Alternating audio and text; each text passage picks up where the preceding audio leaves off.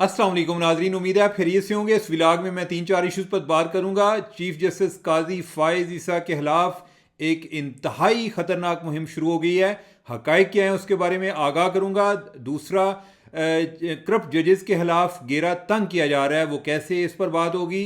तीसरा, ट्विटर को बंद कौन करता है। और चौथा, सबक कमिश्नर रावलपिंडी लियाकत चड्ढा किसके पास हैं। तो इन चार इश्यूज़ पर बात करने से पहले, आगे बढ़ने से पहले, मैं आपको एक डेली रिमाइंडर कि ट्विटर जो चैनल को सब्सक्राइब करें और जो टल्ली है उसको ऑन करें। आज मैंने पॉलिटिकल इश्यूज़ पर बात नहीं करनी है। आप देखें ना, इन्होंने वैसे ज़्यादती की है पीडीएम वालों ने कि कल इन्होंने रात 12 बजे इन्होंने ऐलान कर दिया। अगर आप भी सुबह ऐलान कर लेते तो क्या होता है, इस तरह हमारा कोई व्लॉग भी पूरी रात चल जाता। कोई ये मुझे इस तरह से तकरीबन 1000 सब्सक्राइबर का नुकसान हुआ है कि जो मुझे पिछली रात मिल सकता था। तो इस लिहाज से पीटीआई वाले जो हैं वो को अकेले इस मामले पे उन्हें अफसोस नहीं है कि ये जो नई गवर्नमेंट बनी है, मेरे भी तहफ़्फ़ुज़ात हैं और वो इस लिहाज से हैं कि इन्होंने मेरे व्लॉग को मुतासर किया है। मजाक कर रहा हूँ, मुझे ये बताना पड़ता है, बाज़ का लोग जो हैं उसको सीरियस भी ले जाते हैं। अच्छा, वैसे मैं आपको बताऊँ कि मेरा जो मजाक है और जो है ना एक संजीदगी में बड़ा एक थिन लाइन डिफरेंस होता है, बहुत कम था ना। तो मुझे कई लोग जो हैं वो तो समझ जाते हैं, कुछ को मुझे ना बाज़ का एक डिक्लेयर करना पड़ता है कि भाईजान मजाक कर रहा था। तो वैसे इस तरह की बातें जो है नहीं कि अगर मेरे अंदर होती भी, अगर मुझे वाकई दुख होता तो मैं इस तरह व्लॉग में तो बात ना कर रहा होता।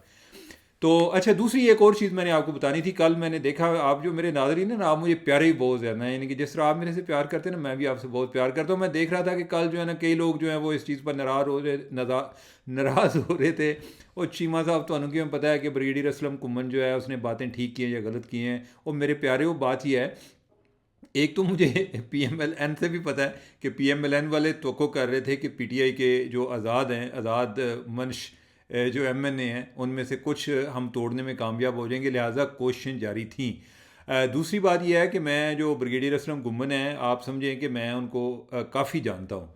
तो लिहाजा कोई ऐसा मुझे मुबालगे वाली बात नहीं लगी। मैं हर बंदे की बात पर यकीन नहीं करता। अगर कोई, और मुझे ये भी आइडिया है कि इलेक्शन से पहले भी उनको कुछ लोगों ने धमकाया था, तो इसका एक पूरा पस मंज़र चल रहा था। तो इसलिए जो उन्होंने बातें की हैं उसमें वज़न है। तो वो वैसे नहीं मैंने कोई आपको बताई। और वैसे मैं आपको बताऊं कि मेरा किसी के साथ कोई अनाद नहीं है। और अगर किसी के साथ अनाद हो भी तो मैं व्लॉग में उसको स्कोर सेटल करने की कोशिश नहीं करता। आप लोगों के साथ एक इन्फॉर्मेशन का ताल्लुक है और ये मेरी बदयांती में शामिल होगा कि मैं इस तरीके से स्कोर सेटल करूं। तो नाज़रीन, आगे बढ़ें, चैलेंज बढ़ जाते हैं। अच्छा, ये है जी कि आज काजी फायज़ ईसा के ख़िलाफ़ बड़ी खौफनाक मुहिम चली है। बहुत ज़ालिम किस्म के लोग हैं जो उस मुहिम में इन्वॉल्व थे जी, कि वो एक छोटा सा जियो का क्लिप लेके, कि जिसमें वो बात हो रही है जी कि जो एक उनको जो एक कोई कादियानियों के हवाले से बात हो रही है, उस पर एक 30 सेकंड का क्लिप लेके तो बात जो है वो आगे काफ़ी फैलाई गई है।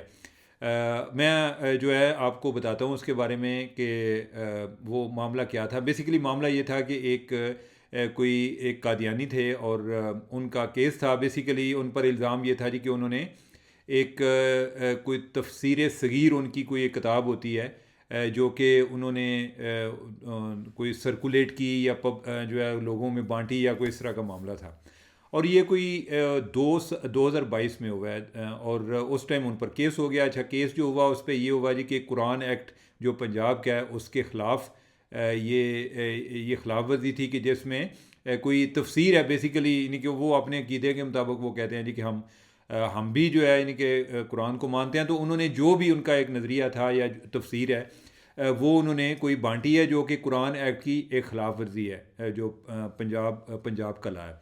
इसके अलावा उन पर जो है एक इल्ज़ाम ये लगा कि उन्होंने अपने आप को मुसलमान साबित करने की कोशिश की है और तौहीन मज़हब किया है, यानी कि ये 3 इल्ज़ाम जो हैं उन पर लग गए। अब ये केस है वो केस जो है वो हाई कोर्ट उधर से जो क्या कहते हैं, यानी कि सेशन कोर्ट से होता हुआ हाई कोर्ट, उन्होंने बंदे को गिरफ़्तार रखा, उसको ज़मानत नहीं मिली। और फिर जो है आगे वो सुप्रीम कोर्ट में आ गया। सुप्रीम कोर्ट में जस्टिस काजी फायज़ ईसा और जस्टिस मुसर्रत हिलाली ने उस केस को सुना।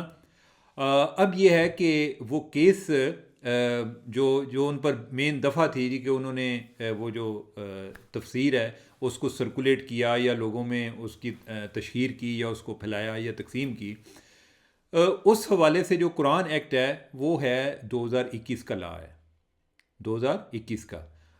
جو اس بندے نے یہ کام کیا، یہ جو ایک اس لا کی خلاف ورزی ہوئی ہے، یعنی کہ جو 2021 میں بنا ہے، وہ جو خلاف ورزی ہوئی ہے، اگر اس کو خلاف ورزی تصور کیا جائے، وہ 2019 میں ہوئی ہے۔ مطلب کہ اس ٹائم قانون ابھی نہیں بنا تھا کہ جس کے تحت ابھی جو پیچھے والی عدالتیں ہیں انہوں نے بھی کوئی اتنا زور نہیں دیا، اور انہوں نے اس کو آگے ہائی کورٹ وغیرہ نے بھی اس کو ضمانت نہیں دی۔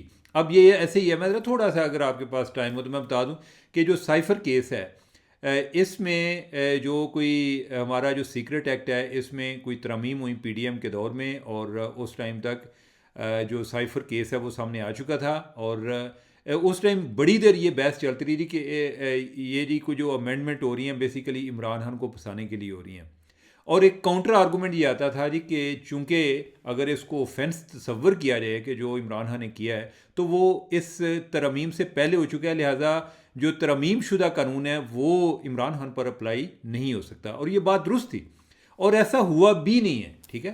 تو میں آپ کو ایک ایگزامپل دے رہا ہوں کہ ایک حال کی، تو اس سے شاید آپ کو زیادہ سمجھ لگے کہ اگر جو قرآن ایکٹ ہے، جو پنجاب کا ایک لا ہے، وہ اگر 2021 میں بنا ہے، اور وہ تو اس پر نافذ نہیں ہو سکتا، اس بندے پہ لاگو نہیں ہو سکتا اگر اس نے ایک کام جو ہے 2019 میں کیا ہے، ٹھیک ہے۔ تو سپریم کورٹ نے اس بنیاد پہ اس کو ضمانت دے دی۔ دوسرا جو ہے، یعنی کہ دوسرے اس پہ دو جو الزام تھے وہ یہ تھے توہین مذہب کا، اور تیسرا یہ تھا جی کہ اس نے اپنے آپ کو مسلمان ثابت کرنے کی کوشش کی ہے۔ اب اس پہ قاضی صاحب نے کہا جی کہ یہ چیزیں ایف آئی آر میں تو ڈال دی گئی ہیں یہ دفعات، لیکن یہ واضح نہیں کیا گیا کہ اس نے کس طرح یہ کام کیا ہے۔ اب یہ ہے نا کہ آپ کسی پر الزام لگا دیں تو اس کو ثابت بھی تو کرنا پڑتا ہے۔ ہمارے ملک میں یہ ہے کہ ہم ایک طرف جو ہے آئین کا حوالہ دیتے ہیں جی کہ قادیانی جو ہیں جی کہ وہ ان کو آئین نے نان مسلم ڈکلیئر کیا ہے، لیکن یہ نہیں مانتے کہ آئین نے ان کو انسان تو تصور کیا ہے نا۔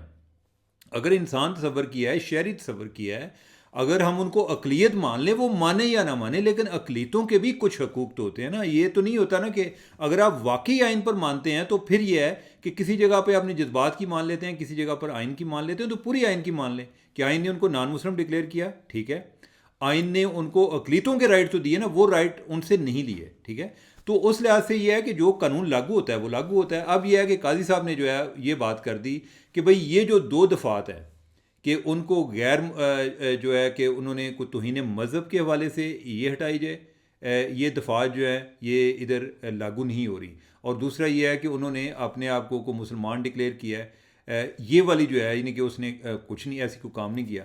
یہ جو ہے نا، جب ان کا کوئی 30 سیکنڈ کا ایک آڈیو کلپ چلا کہ جی انہیں کوئی غیر مسلم تصور نہ کیا جائے یا کوئی اس طرح کے کوئی کنفیوژن سی تھی، تو اس کو لوگوں نے وہ 30 سیکنڈ والا جو ہے آڈیو وہ ویڈیو کلپ ہے اس کو ہی سرکولیٹ کرتے رہے، اور قاضی فائزی صاحب سے اپنا سکور سیٹل کرنے کی کوشش کرتے رہے۔ اچھا، یہ جو سلیکٹیو قسم کی انٹرپریٹیشن ہوتی ہے نا، دیٹ از ویری ڈینجرس، اور اس پہ ماضی میں بھی بہت کچھ ہو چکا ہے۔ آپ نے سنا ہوگا کہ جو ایک وہ کہتے ہیں کہ جو امریکن ڈپلومیٹ تھے پاکستان میں، اور ذوالفقار علی بھٹو کا تختہ الٹنے سے پہلے وہ کوئی آئی جی کہ پارٹی از اوور، تو ذوالفقار علی بھٹو جو ہے انہوں نے بعد میں جا کے کہا اسپیچ میں کہ پارٹی از ناٹ اوور۔ اچھا، یہ بھی یعنی کہ میں آپ کو اس کی بیک گراؤنڈ بتاؤں، بڑی انٹرسٹنگ ہے۔ میں اصل میں ایک جو ہے نا ایک سچ کے متلاشی ہونے کی ناطے، یعنی کہ میں جب چیزوں کو دیکھتا ہوں تو مجھے لگتا ہے کہ جھوٹ بڑی بڑی دیر تک چلتا ہے۔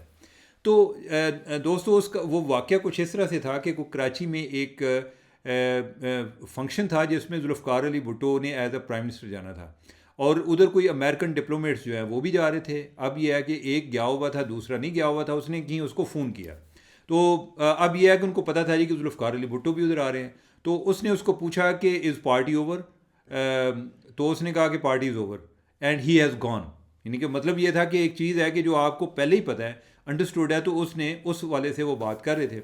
تو لیکن جو ہمارے جو ایجنسی والے ہیں انہوں نے کال انٹرسیپٹ کر لی۔ اب جو ہے اس کو ذوالفقار علی بھٹو صاحب جو ہیں انہوں نے کہا جی کہ امریکی جو ہے وہ میرے خلاف ہیں، اور انہوں نے کہا کہ اس کی جو ہے نا پارٹی اوور ہو گئی ہے اور ہی از فنشڈ، ٹھیک ہے۔ وہ انہوں نے چلایا، وہ جو ڈپلومیٹ ہے جس پر یہ الزام تھا وہ بعد میں بھی پاکستان آتا رہا، تو اس نے کہا کہ بھائی بات تو اصل میں یہ ہوئی تھی، اس کی یہ بیک گراؤنڈ تھی۔ تو بعض اوقات ہم جب چیزوں کا بیک گراؤنڈ نہیں جانتے تو ہمیں بہت ساری چیزیں ایک گمراہ کن بھی ہوتی ہیں، اور قاضی صاحب کے خلاف جو کیمپین چل رہی ہے یہ بھی اسی طرح گمراہ کن ہے.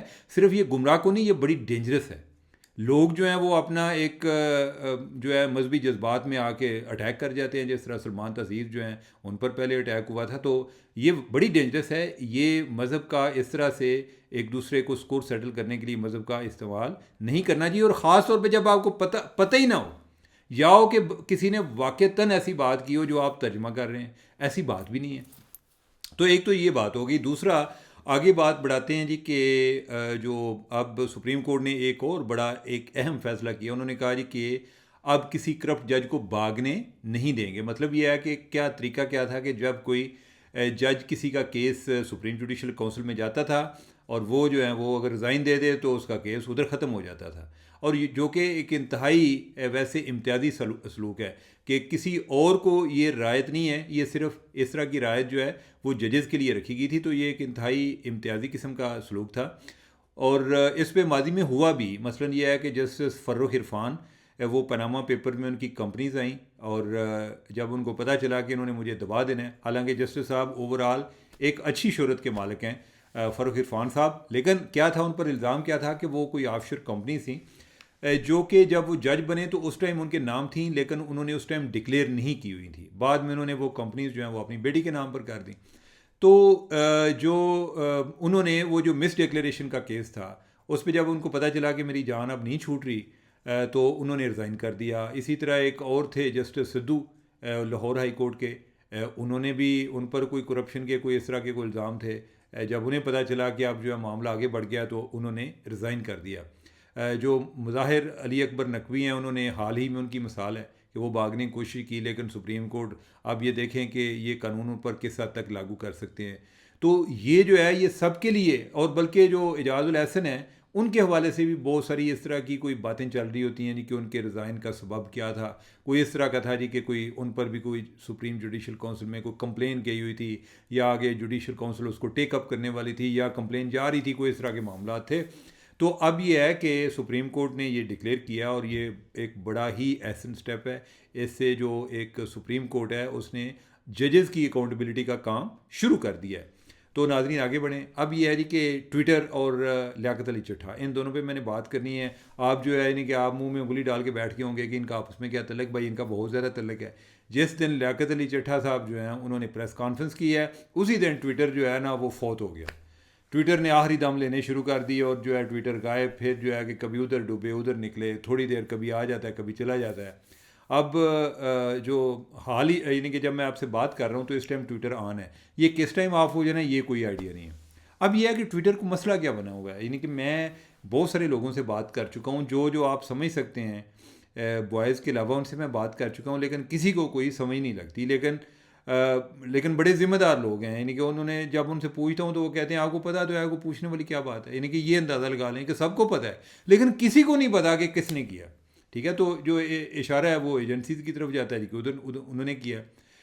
جو ٹیلی کام ریگولیٹر ہے کہنے کو وہ بڑے انڈیپینڈنٹ ہے، لیکن یہ ہے کہ ان کو بھی نہیں آئیڈیا کہ ہمیں جو ہے ہم نے کیوں کیا ہے. تو وہ بھی اصل میں وجہ کی تلاش میں ہے. اب یہ ہے کہ کرانے والوں کو زیادہ آئیڈیا ہے. بظاہر تو یہی لگتا ہے کہ اس دن جو چٹھا صاحب کے اس دھواں دار جو انکشاف کے بعد یا اعتراف کے بعد جو ماحول بنا، اور اس میں کافی جو چیزیں بھی چلنا شروع ہو گئیں جی کہ ملتان کے جو کمشنر ہیں وہ بھی انہوں نے ریزائن کر دیا ہے یا کرنے کا سوچ رہے ہیں. اس کے حوالے سے میں کل بتاؤں گا. وہ اتفاق اللہ کا کرنا ایسا ہوا کہ وہ کمشنر جو ہے پنڈی آ گئے ہیں. وہ کون ہیں کیا ہیں، یعنی کہ ان کی بیک گراؤنڈ جو ہے اس کے بارے میں کل بتاؤں گا. لیکن میں جو بات کر رہا ہوں کہ ڈس انفارمیشن کا ایک بہت زیادہ ایک سیلاب آ گیا. اب ڈس انفارمیشن کا یہ بھی حل نہیں ہے کہ آپ ٹویٹر بند کریں، لیکن ویسے میں آپ کو بتاؤں کہ حل میرے پاس بھی کوئی نہیں ہے کہ ڈس انفارمیشن کا توڑ کیسے کیا جائے. اس کے لیے بہت زیادہ یعنی کہ آپ یہ سمجھیں کہ جیسے شیطانی حملے آپ پہ چاروں طرف سے ہو رہے ہوں، اور کوئی ان کو کاؤنٹر کرنے والے کم لوگ ہوں، اور زیادہ لوگ جو ہیں وہ بہک جانے والے ہوں، تو یہ ایک بڑا ڈینجرس ہو جاتا ہے. تو خیر یہ ہے کہ ٹویٹر کس نے بند کیا ہے، وہ ہمارے جو ایک چودھری ریاست ہے، یعنی کہ انہی کے لوگ جو ہیں، یعنی کہ وہی فیصلہ کرتے ہیں اس معاملے میں. دوسرے جو ہیں وہ اس پہ عمل درآمد کرانے والے ہوتے ہیں. لیکن یہ ہے کہ جس سے بھی آپ پوچھیں، جو بھی everybody who is some who can tell he will tell کہ you know who did it, یعنی کہ دس از دا آنسر، کہ یہ ہماری ایک اسٹیٹ آف افیئر ہے کہ یہ اتنی بے یقینی ہے، یعنی کہ بعض اوقات پتہ نہیں چلتا کہ اس کو چلا کون رہا ہے اور ادھر کون کیا فیصلے جاری کرتا ہے. کچھ جو ہیں وہ سائن کرنے کے لیے ہوتے ہیں اور کچھ جو ہیں وہ سائن کروانے والے ہوتے ہیں. تو اچھا، اسی طرح جو چٹھا صاحب ہے، چٹھا صاحب جو ہے وہ بھی اس دن سے غائب ہیں، جس دن سے ٹویٹر جو ہے وہ آنکھ مچولی کھول رہا ہے تو چٹھا صاحب بھی غائب ہیں. چٹھا صاحب کے حوالے سے وہ کہتے ہیں نا کہ تیری تلاش میں نے کئی رہنماؤں سے باتیں کیں، فضاؤں سے ربط بڑھائے، ہواؤں سے باتیں کیں، اگر کوئی شعر میں غلطی ہوگی تو معاف کرنا. تو میں نے مختلف لوگوں سے چٹھا صاحب کے بارے میں پوچھا کہ بھائی جان چٹھا ساڈا کدھر ہے، چٹھا دے دکھا دو. تو چٹھا صاحب جو ہیں ان کے بارے میں بھی کوئی پتہ نہیں چل رہا. یعنی کہ پہلے یہ بات آئی کہ ان کو اریسٹ کر لیا گیا ہے. اچھا، جو ادھر کی جو پنجاب کی کابینہ ہے انہوں نے بھی اپنی کابینہ نے چٹھا صاحب کے خلاف ایف آئی آر کاٹنے کی منظوری بھی دے دی. اب ان کے خلاف ایف آئی آر ہو گئی ہے لیکن چٹھا صاحب ادھر کو نہیں ہے. پولیس کے حوالے سے بات ہے، پولیس نے کیا بھائی جان ساڑھے کو نہیں جو، تو انہوں نے تو کہہ دیا جی ہمارا چٹھا صاحب سے تعلق نہیں ہے. میں پولیس سے بھی جو ایک ہائیسٹ لیول سے میں جدھر چیک کر سکتا تھا وہ میں نے چیک کرایا، انہوں نے کہا جی ساڑھے کو بندہ نہیں ہے. اب یہ ہے کہ کوئی یہ کہتے ہیں جی کہ وہ گرفتار نہیں ہے، ہی از آن ہز اون، کہ وہ ایک آزاد شہری کے طور پہ دندنا رہے ہیں، وہ کدھر ہیں ان کے بارے میں ابھی تک کچھ پتہ نہیں چل رہا. پتہ نہیں وہ آزاد ہیں یا کہ کسی ایسی قید میں ہیں کہ جس کی قانون میں گنجائش نہیں ہے، یہ آئیڈیا نہیں ہے. تو چٹھا صاحب جو ہیں ان کا کہیں بھی پتہ چلے تو جدھر بھی کہیں ملیں تو ہمیں ضرور اس کے بارے میں انفارم کیجیے گا. اور مجھے دیں اجازت، اللہ حافظ.